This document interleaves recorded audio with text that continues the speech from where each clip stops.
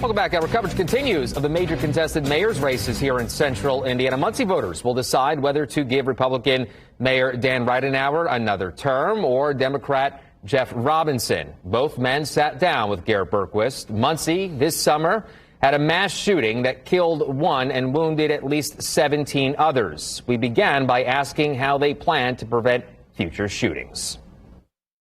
We put together a task force, a multi-agency task force that has the neighborhood association, has clergy, has police, fire, EMS, county officials, prosecutor. We're now adding judges and probation to see if we can to come up with some different areas. We're kind of breaking it off into two different sections.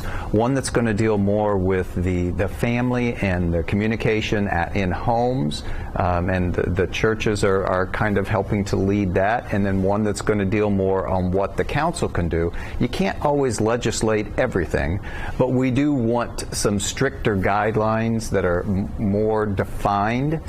What's your plan for continuing to redevelop the South Side if reelected? Yeah, we've had some good success there already. We've got there was an old vacant hotel when I took office. We combined some resources from our Unsafe Housing Board, from the edit funds, and from community development to tear that building down. And once we tore it down, I was able to communicate with a Indiana-based lumber and hardware store, Gilman's. They're out of Batesville, and we were able to bring them to that location. They've since built a multi-million-dollar facility on that particular space. That has then sparked other development, which we had hoped and expected.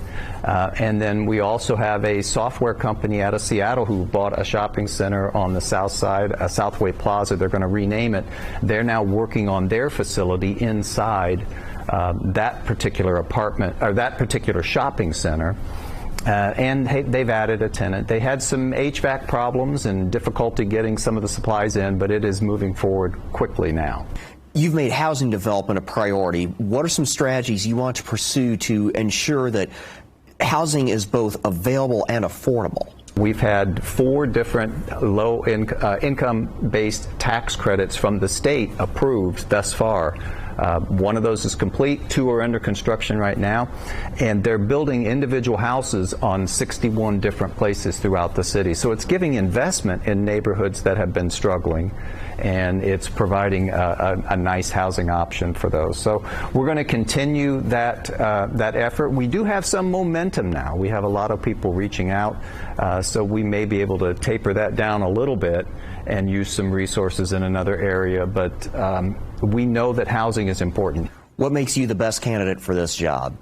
I think my experience, I mean, I was a regional VP not only with my previous employer before being mayor, but I was over 5 counties, multiple locations, had well over 100 employees. I have experience dealing with people, and I have experience letting people, department heads, do their jobs and just providing them with whatever support and or guidance they need.